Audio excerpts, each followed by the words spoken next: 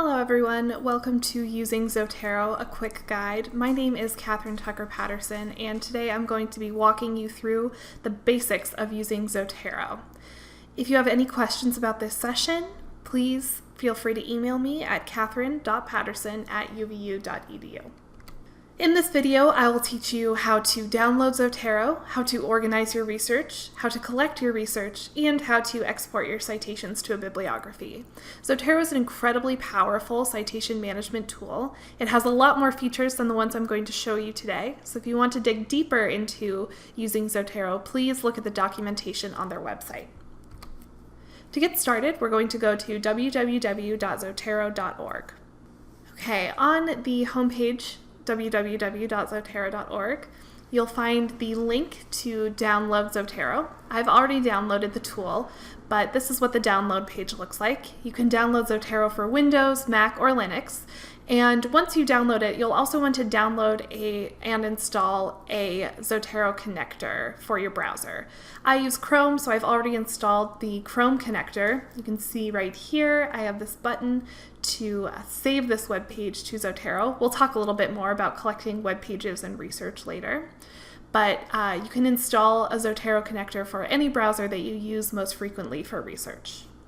Once you download and install your Zotero instance and your connector, you'll open Zotero and it'll look a little bit like this.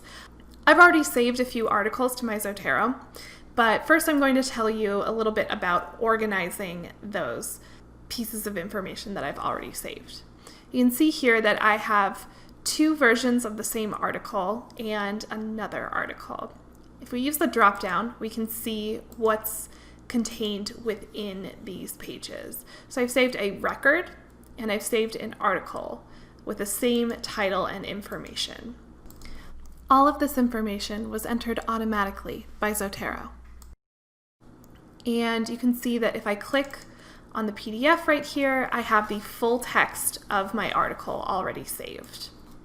If I click on the record, it will take me, using a permalink, to the actual record of the research that I saved. So if you can't find the full text of an article, it may also just be useful to save a record so you can remember to use interlibrary loan or some other service to access that information in the future.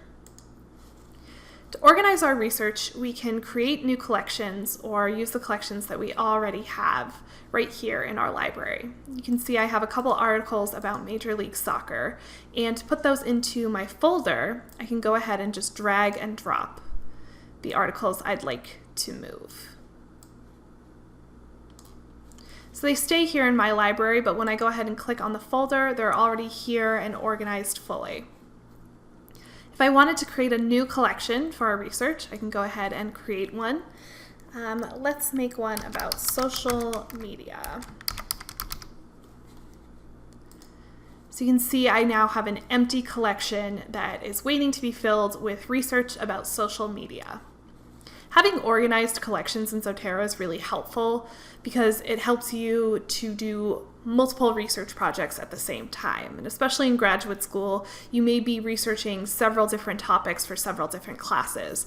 So this organization structure can really help you keep track of everything as you're getting started. So once we have our structure in mind, I like to start with my structure instead of starting with research.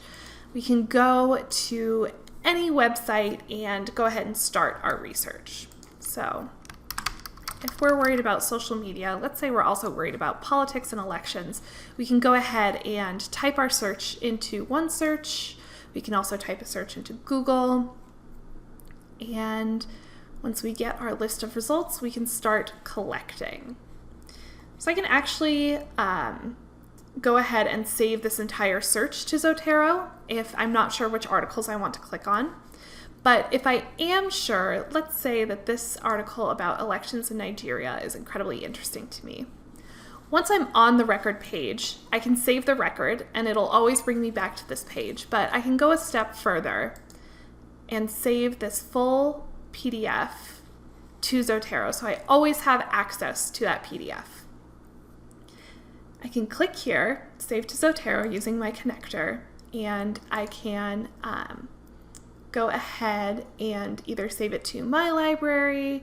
I could have saved it to my Major League Soccer folder, but we're using our social media folder, and you can see that it's saved there. This is the title of the article. It does not have HTML full text, but it does have this PDF full text. So I can go ahead and open Zotero again, and you can see that this appears in my social media folder. I can click on the PDF and it'll open in my PDF reader right here.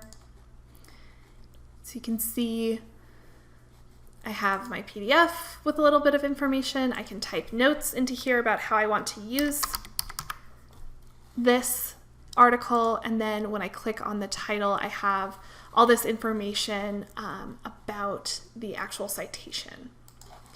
Once we're ready to create a bibliography, we can go ahead and highlight the titles which we'd like to put into that bibliography. So I'm going to go ahead and click on my determinants of attendance in Major League Soccer and my injury surveillance articles. I did that by clicking Control, holding down Control, and clicking on the titles. Now I can right click, and I have a lot of options here. So I can go ahead and view those PDFs, I can view those articles online, or I can create a bibliography from these items. That's what we're going to want to do. So we'll click on Create a Bibliography.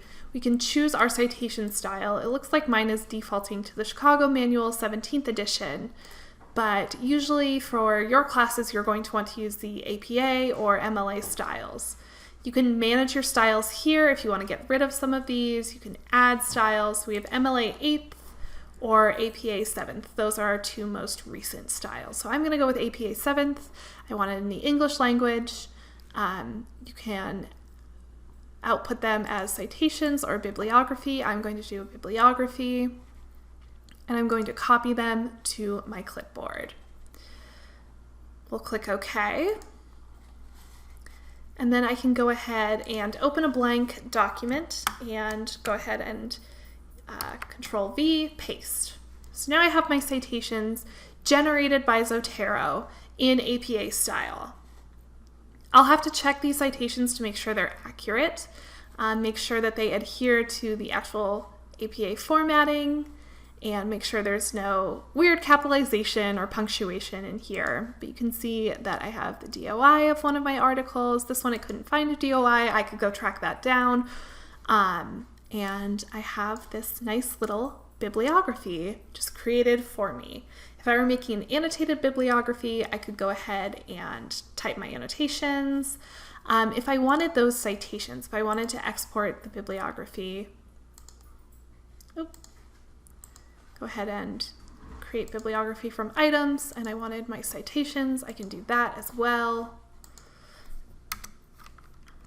I will go ahead and paste that right here, and that's going to give me the citation, the in-text citation for both of these articles. So if I were citing them separately, I could just go ahead and put parentheses around them. This will be the citation, the in-text citation for my first article. This will be the in-text citation for my second article. If you have any questions about using Zotero or any of its advanced features, please feel free to contact me. And I hope that this was an informative session for you all. Thank you.